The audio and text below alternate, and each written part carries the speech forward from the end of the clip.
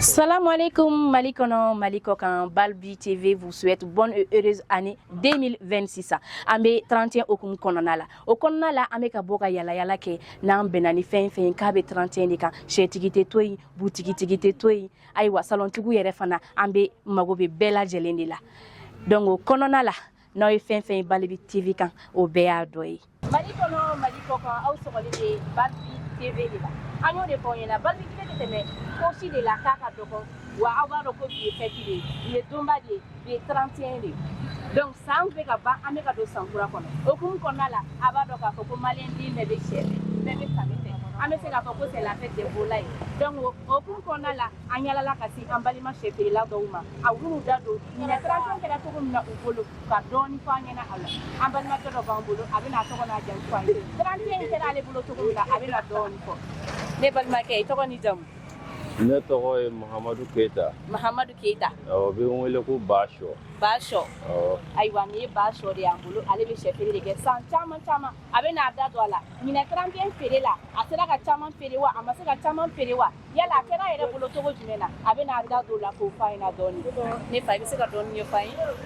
Ayiwa komi n y'a fɔ an ɲɛna cogo min na ayiwa ko a mana gɛlɛya cogo o cogo ayiwa a se ka gɛlɛya bɛɛ bolo a mana nɔgɔya cogo o cogo a se ka nɔgɔya dɔ bolo sinon kɔni bon ɲinɛ 31 kɔni ayiwa a ma kɛ i n'a fɔ sankɔrɔ tɔw ta mais o n'a ta o ta tiɲɛna ne yɛrɛ kɔni bɛ gɛlɛya yɔrɔ y'a la parce que ayiwa min kɔni ye minɛn fɛn fɛn ɲini a kama tubabusɛ fara farafinsɛ kan bon tiɲɛna a bɛɛ taara fo den damadɔni bon o kɔni aya an tɛ se k'a fɔ ko a ma diya na quoi awɔ a bɛ se ka minɛn kɔni ma ban kosɛbɛ mais an tɛ se k'a fɔ ko a ma diya an tɛ se k'a fɔ ko a ma diya dɔ kɛra yɛrɛ de parce que ne yɛrɛ ka nin kalaka in aya k'a fa k'a feere kalaka kɔni ma bɔ mais ne ye min k'a la a bɛ siɲɛ 3 bɔ wa a tɛ ne wele a fa o fa a bɛɛ ka ca 200 ye.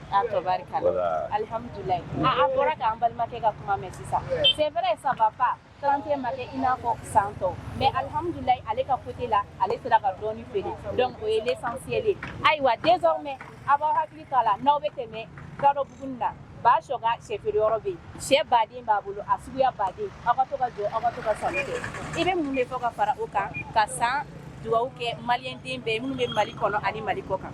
Ayiwa bon an kɔni ayiwa kuma caman t'an bolo toujours an bɛ dugawu de kɛ jamana in ye Ala ka jamana basigi Ala ka jamana basigi ayiwa Ala ka jamana basigi an ka ɲɛmɔgɔw ayiwa an ka ɲɛmɔgɔw Ala ka a k'u sago ye Ala ka k'u sago ye Ala ka jamana k'u sago ye Ala ka jamana kɛ an bɛɛ sago ye ayiwa Ala ka jamana ja k'a ja ka tɛmɛ nin kan wa a bɛ ja koyi wa a bɛ ja ka tɛmɛ nin kan a bɛ ja yɛrɛ wa a bɛ ja ka tɛmɛ nin kan inshallah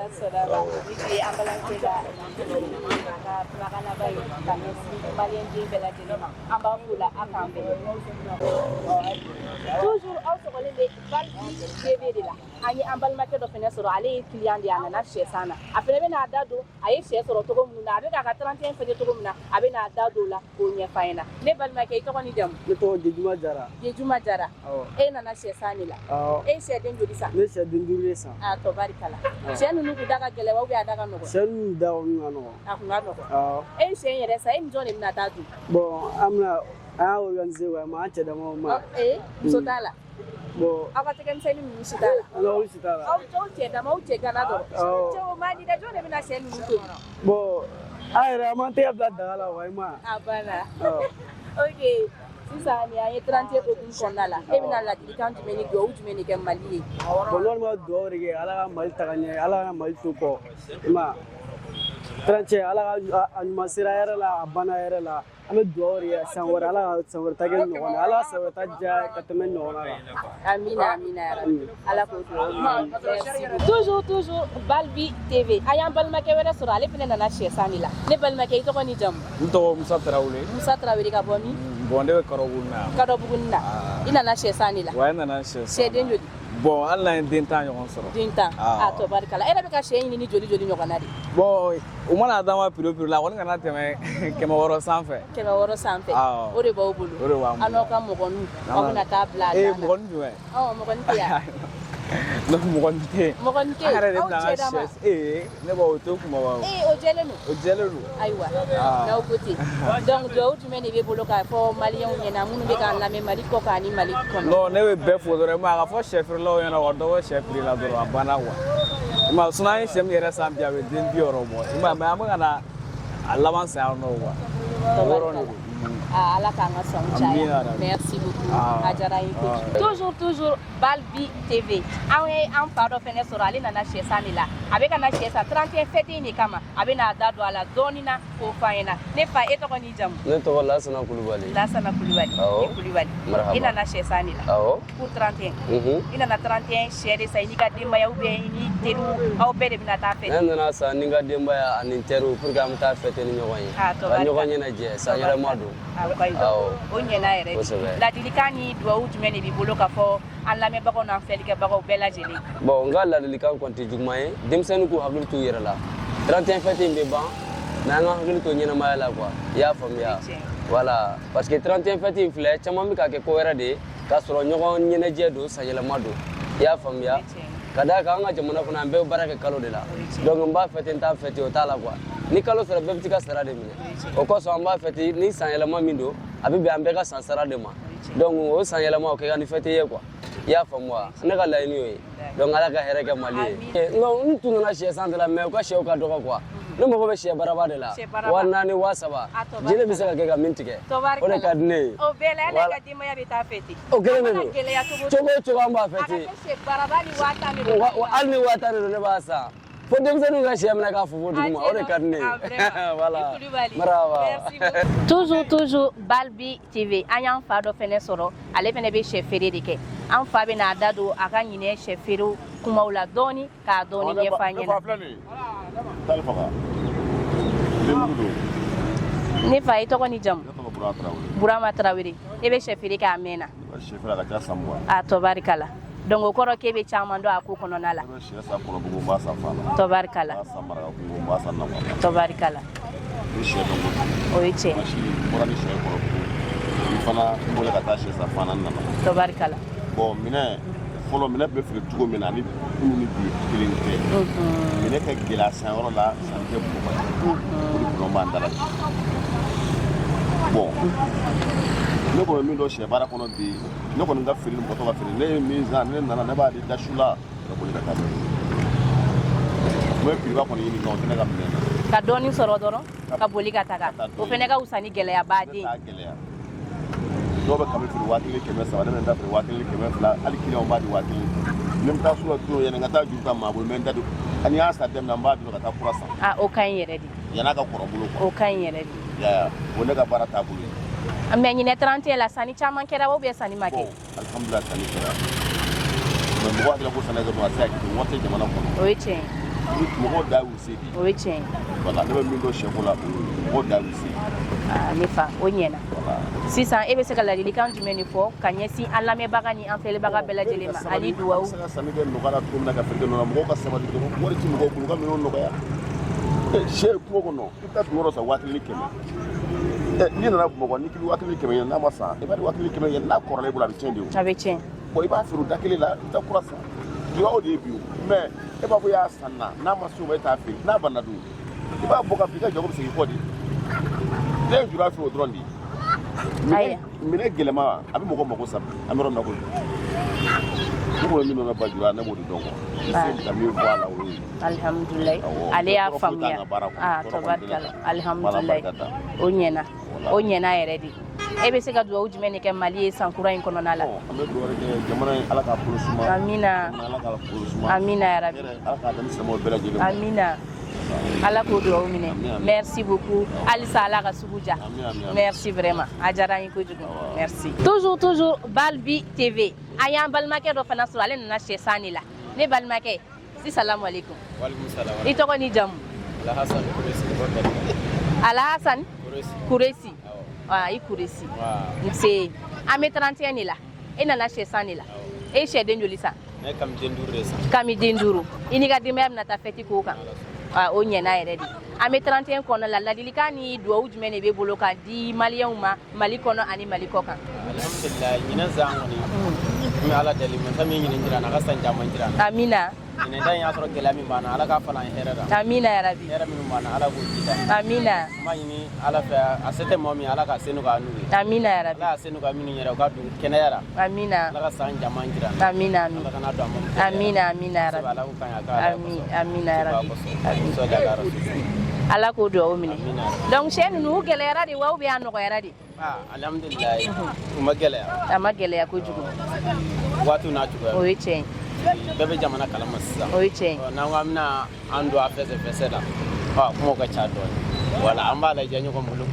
akan ko jogo mulu tukum na mbak merci beaucoup ni jara en ko jugu ala ka sanja kamina ko bela jele nokoya toujours Balbi TV anyo de fanyina me 31 okum konala ne ya me ko 31 ateta chenyani sanga ko chenyani sanga fene kunglana kube fola maquillage kelaw be kula bi ayan simfa kana fanta coiffure la afene be na dado 31 barala doni aye gelea munu soro be aye nafa munu soro abe na dado la ko nyefa yana doni ne ba insu itoko ni jam Madame Koulibaly Fatoumata Diko. Mais un salon, ma femme Fanta Coiffure. Fanta Coiffure. Ici, il est meilleur aujourd'hui. Ici, il est meilleur. Il y a une station Kondoma. Ici, il est meilleur sur la Fanta Coiffure de Robert. Au théâtre filmé. Au théâtre filmé. Client chaman sur la vie. Bon, il y a un gars à Tobarikala. Geleama Sorala. Bon, ne te sais qu'à venir Gelea Sora. C'est un dosso. Alhamdulillah. Alice Sissan, Agnébala.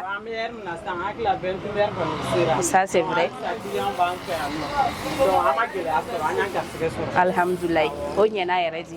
La delikani do ujumene bi bolo kanye si malien uma mali kono ani mali koka. Bon, la delikani mene bolo te dore. Ya la delikani me foli di malden bema. Na foli di ayesi jamana bela delema. Ami sankura mdam la na la ka kan bega hero prosai. La here kan be ka here ke ayesi jamana kono dembe. Amina. Ka ka fon salon tino nyena. Ambega baraj manke. Amina. Baraj manke be client so. Oyechen. Donc imanye salon dala ko anye ni ga do client na ne ku akei ga nye ga baraj manke client wa satisfait. Oyechen. Merci. Amina, amina, Rabbi. Amina, amina. Alaga doua bella jelemina. Merci beaucoup. Alisa alaga barawiriwa. Merci vraiment. Toujours Balbi TV. Anye client do fene soro salon kono Fanta fino. Abena dadu aga 31 kunglana ka doni fayena. Ne balam so itoko ni jam. Awa jam. Awa tal. Itali nana kunglani la. Nana tan Fanta fino. Aha, onyena. Yana ulu biso ga barala toro. Abana. Ngolo nyena yerere. Ngolo nyena. Flam so parla. Alaga sabere ira. Amina. Sabra amna ngolo diga fana. Inshallah. Alaga cheno ga bela. Amina. Amna makasi gani ala sona matan Fanta fino. Amina ya Rabbi. Merci beaucoup. Flam so ga do ko kala ka cheno ko ya bela jele muso ganaw. Chete mo ko munu bula ala ka cheno ko ya am bela jele. Ko 2026 ala ka am beka sai. Flam so ala ka do mine. Alisa me Fanta Coiffure kono. Ani Fanta Coiffure barakela do be nyoko bulu. Afene be na da do 31 barala ka do ni nyefayena ne balam so itoko ni jam. Jeneba Traoré. Ebe barake Fanta Coiffure de la. Ebe barake Fanta Coiffure ya no. Ame barake ya ga changi sancha mai. Yan ko ni na rai kungulo be glanga nye. Ibe pari abere be ga no. 31 na du ay baracha make. Ere segani bari do sisa. Ay waru mineka chaya. Anya ndebure. Oh onyela erede. Garziga usoro. Opi fene ambe ala deli ala ka san chama yira. Amina ya Rabbi. Shini kene ala. Amina. Anga jaga nyona chama ke. Amina ya Rabbi. Kana ya san chama. Amina. Kana kene masoro. Amina ya Rabbi. Amin. Ame duwa ke jamana dembe. Amina ya Rabbi. Jamana suma. Amina. Ni mogo mago be kunglana. Ni mogo be fenfela ko yamso be labe fembe be labe. Ni mogo be fenfela Fanta Coiffure anga teni. Da. Sebe ni bala numero bala. Ibe se ga numero ta. Ibe weleli ke doro ni weleli ke yoro dogolente avec gitorandala a fle sugu kerefe a dogolente ere ni numero ta doro iba ansoro ambe a toujours falam so do fana yi ale Fanta Coiffure client doyi afene be na dado aga barawla Fanta Coiffure konna na ka doni nya fayna 31 okum konna la ne balam so itoko ni jam Ne tɔgɔ ye Salimata Dawu. Salimata Dawu. Dawu. I Dawu. I nana kun dilan de la. 31 paw de ye nin ye tan. Papa chéri de ye wari bɔ k'i ka n'i labɛn tantɔ. Fanta coiffure la. Mun ne ye Fanta coiffure choisi? Bon, ne bɛ na Fanta coiffure la ɲinɛ a bɛ san 8 bɔ sisan n bɛ se k'o fɔ. Yɔrɔ ni mɔgɔ tɛ se a ka baara la i tɛ na dɛ. Depuis 2017 ne bɛ na yan nɔ. Tabarikala. Wallahi. O ye client fidèle ya dɔ ye. Voilà, ni mɔgɔ tɛ se a ka baara la client tɛ nɔrɔ i la. Maintenant n bɛ tila ka mɔgɔ wɛrɛw sama ka na o ye baara ɲuman de ye. Ne kɔni ne kɔntalen don. Na o na n bɛ se wa wa a baarakɛlaw nisɔndiyalen don u bɛ accueillir ka ɲa. N tɛ se ka fɛn fɔ. U bɛ s'u ka baara la kunkolo ɲɛna hali n'i ma kuma tuguni an filɛlibaga n'a lamɛnbagaw bɛɛ lajɛlen ɲɛ b'a la kunkolo ɲɛna beautéw bɔra duwawu ni ladilikan jumɛn de b'i bolo ka fɔ an maliyɛn denw ɲɛna Mali kɔnɔ ani Mali kɔ kan? Bon kuma ka gɛlɛn ne kɔni bɛ se ka min fɔ dɔrɔn Ala ka hɛrɛ kɛ Mali ye. Amina. Ala ka Mali suma. Amina yarabi. Ala k'an ka essence ko o y'a gɛlɛmanba yɔrɔ dɔ ye Ala k'o nɔgɔya. Amina. Jamana chauffelen don Ala k'an ka kupu ko nɔgɔya ka kupu lana Mali. Amina yarabi. Amina amina. Ala k'o duwawu minɛ. Merci beaucoup. Toujours Balbi TV an y'o de fɔ ɲɛna cɛya ni sanga 31 kɔni dabɔra o de kama bi tuguni an y'an senfa ka na se Aïche House la ale fɛnɛ ka baara ye maquillage ni chapeau don ni a bɛɛ lajɛlen fɛn fɛn bɛ ko muso bɛ pare n'a ye ale b'o bɛɛ lajɛlen de kɛ an bɛna ɲininka a tɔgɔ n'a jamu na a n'a ka bi baara kɛra cogo min na a bɛna da don o la dɔɔni k'o ɲɛfɔ an ɲɛna ne b'a ni su. Nse ça va Aïche Koni e yɛrɛ de Aïche. Awɔ. Bi baaraw kɛra cogo jumɛn na 31 hukumu kɔnɔna la? Alhamdulillah an m'an débrouiller mais a kɔni tɛ san tɔw bɔ a tɛ san tɔw bɔ activité tɛ san tɔw ta bɔ mais ça va on s'en sort quand même. Alhamdulillah. Bɛɛ b'a dɔn ko Mali ka gɛlɛn mais avec tout ça on fait avec. Aïcha ko ko ça va pas trop mais ça va donc oui alhamdulillah ladilikan ni duwawu jumɛn de b'i bolo k'a di an balimaw ma Mali kɔnɔ ani Mali kɔ kan? Bon fɛti na an kɔni bɛ ladilikan mun kɛ dɔrɔn u janto u yɛrɛ la parce que an yɛrɛ bɛ goudronnada la yan chaque 2 heures de temps dɔ bɛ dɔ gosi donc k'u janto u yɛrɛ la fɛti fɔra mais an kana ɲɔgɔn bana ka fɛngɛ an bɛ dugawu k'olu la awɔ et puis an bɛ kuma cɛw fana fɛ u ka wari di musow ma awɔ parce que an tɛ wari u ka wari di musow ma fɛti ye don kelen dɔrɔn de ye an tɛ 31 na mais don tɔw la e t'a di 31 na e t'a di o fana ka jugu donc u ka kuma cɛw fɛ fɛti donyaw la dɔrɔn u ka musow la nisɔndiya dɔrɔn hali n'aw tɛ bɔ i ka wari di muso ma a ka pari an ka marché dépend n'o cɛw dɔrɔn de la de fait k'u tɛ ka wari di. Ayiwa an falakaw an'an balimakɛw ko bɛ na a y'aw tɛgɛw jalen bɔ wari ka dɔɔni ka to ka musow laja o fana bɛ ko tɔw pimenter a banna dɛ. Merci vraiment e ka duwawu laban ye jumɛn ye 2026 ka Mali ko la? Duwawu laban mun kɔni bɛ ne fɛ Ala ka jamana kisi halisa Ala ka kisi kɛ Ala ka jamana basigi yarabi Ala ka an yɛrɛ ɲa k'an t'an kɔnɔ. Merci toujours an bɛ Aïche House kɔnɔna la an ye client dɔ fɛnɛ sɔrɔ a bɛna da don a ka bi baara la 31 kan k'o ɲɛfɔ an ɲɛna ale ma plaqué dɛ ale ka papa chéri de wari d'a ma k'a ka nin pari e t'a la a bɛ k'a maquiller ne ba i tɔgɔ ni jamu? Astan Diko. A y'a ni mɔgɔ min ye e b'a dɔn ko e ma plaqué Jemani ne ni b'i ka so kɔnɔ i bɛ lumière minɛ tuguni wa? Aïche House jari ye kun jumɛn de la ni nani maquiller? U bɛ se maquillage la wa mɔgɔ dɔ de y'a ko fɔ ne k'a bɛ se dɔrɔn n fana nana essayer. A banna e bɛ k'i pari 31 de la? Awɔ. I n'i ka papa chéri de bɛna bɔ? Awɔ. A dan tɛ yan? A dan don. Duwawu jumɛn de bɛ bolo k'a ɲɛsin an lamɛnbagaw n'an filɛlibaga bɛɛ lajɛlen ma Mali kɔnɔ Mali kɔ kan? Ala ka san diya. Amina.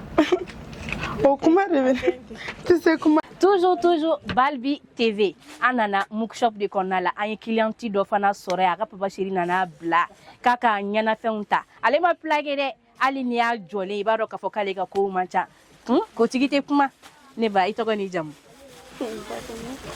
Batoma Kulibali. Nin bɛɛ y'a lɛnw ye yan o de la papa chéri tɛ se ka ko bɔ e ta la o a dan tɛ yan a yira i ɲɔgɔnnaninw kunna k'e bɛna jɔ butigi la de ka sanni kɛ k'a d'i ma o tɛ e nisɔndiyalenba de b'o ko la bi e bɛna mun de fɔ an filɛlibaga ni an lamɛnbaga bɛɛ lajɛlen ɲɛna i nisɔndiya jumɛn de b'i bolo k'a yira jama la? Bon ne kɔni kɔntalen don parce que ne ka mɛgi bɛ ne fɛ don an bɔra an nana ka fini san yan bon an tilala ka na an bila tuguni ko kana samara san a banna n kɔni tɛna plaqué a ma plaqué ale ma plaqué dɛ Ok, duwawu jumɛn de b'i bolo k'a fɔ an ye an filɛlibaga ni an lamɛnbaga bɛɛ lajɛlen 2026 ko kan? Ala k'aw bolo da baara la. Amina. Ka dɔ fara wa sankɔrɔta kan. Amina. Merci beaucoup ma chérie. Aya 31 ko bɛ tantɔ de dɛ ni plaque bɛ mɔgɔ minnu kɔ la a y'aw da so minnu ta u ka ko u bɛ n'u ka sanu kɛ ka t'u ka fête kɛ a k'an bɛn a ɲɔgɔnna caman ma. An bɛ Muku Shop de kɔnɔna la toujours ani butigitigi yɛrɛ bɛ na kuma a bɛ n'a da don bi baaraw la 31 kɔnɔna la sanni minnu kɛra a bolo n'a sɔrɔla a ye baara kɛ ou bien ani san tɔw ta tɛ kelen ye a bɛ n'a da don o la dɔɔni k'o ɲɛfɔ an ɲɛna ne fa i tɔgɔ ni jamu. Sulemani Sise. Sulemani Sise. Sulemani an bɛ 31 la sanni caman kɛra. Alhamdulillah dɔɔni kɛra mais a tɛ san tɔw ta bɔ. Voilà a tɛ san tɔw ta bɔ. Mais aw ye dɔɔni kɛ alhamdulilayi tabarikala. Duwawu ni ladilikan jumɛn de b'e bolo ka ɲɛsin an filɛlibaga ni an lamɛnbaga bɛɛ lajɛlen ma Mali kɔnɔ Mali kɔ kan? An kɔni an bɛ duwawu kɛ Ala ka bɛɛ bolo mɛn a ka baara la. Amina. Bɛɛ ka baara ɲɛ a bolo. Amina yarabi. An b'o duwawu kɛ. Inshallah. Ala ko duwawu minɛ. Yan ye Muku Shop de kɔnɔna ye fɛn bɛɛ bi yan.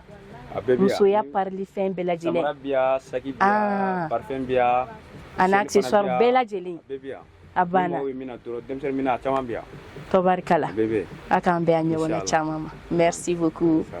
Halisa an bɛ Muku Shop de kɔnɔna la. An balimakɛ dɔ fana bɛ yen a bɛ na tɔgɔ n'a jamu fɔ an ɲɛna a n'a ka bi baara 31 kan a bɛ na dɔɔni fɔ ɲɛ kan an ɲɛna ne fa i tɔgɔ ni jamu. Ne tɔgɔ Sekina Sise. Sekina Sise e bɛ baara kɛ Muku Shop kɔnɔna la yan a ye feere caman kɛ bi. Bon alhamdulillah an bɛ k'an garisɛgɛ sɔrɔ. Tabarikala sanni caman sakiw ni ayi a n'a tɔw. Sakiw ni samaraw pere apporter ninnu tout ça la a ka ca burumusi denmisɛnnin rɔbu ninnu denmisɛnnin samara o kɔni an ka baara de san kalo 12 an b'olu kɛ. Tabarikala ɲinɛ ko butigi ye 2 ye kelen bɛ Segu donc 2nan da yɛlɛla Bamako. Tabarikala donc o kɔni o y'ala tanu ye o bɛ taa ɲɛ ko fɔ. O bɛ taga ɲɛ ko fɔ. An bɛ duwawu kɛ Ala ka butigi kɛ 3 ni 4 ye. Amina. O se bɛ Ala ye inshallah. Duwawu jumɛn de b'e bolo k'a fɔ 2026 kan maliyɛnw ɲɛna Mali kɔnɔ ani Mali kɔ kan? 2026 kibaruya kɔni Ala b'o dɔn ka ban anw de t'o dɔn an bɛ Ala deli Ala ka hɛrɛ surun an kan. Amina yarabi. Gɛlɛya min b'a kɔnɔ Ala ka a jɛngɛ ka bɔ an na. Amina yarabi. Ala k'an kisi a tɔɔrɔ ma. Amina amina. Lafiya an mago b'o de la Ala ka lafiya d'an ma. Amina yarabi. Jamana in basigi. Amina. Ala ka lafiya d'an ma yarabi. Amin. An mago bɛ min na Ala de b'a dɔn Ala ka hɛrɛ ma d'an ma. Amina yarabi. Ala ko duwawu minɛ. Merci beaucoup Ala ka sugu ja. Merci vraiment.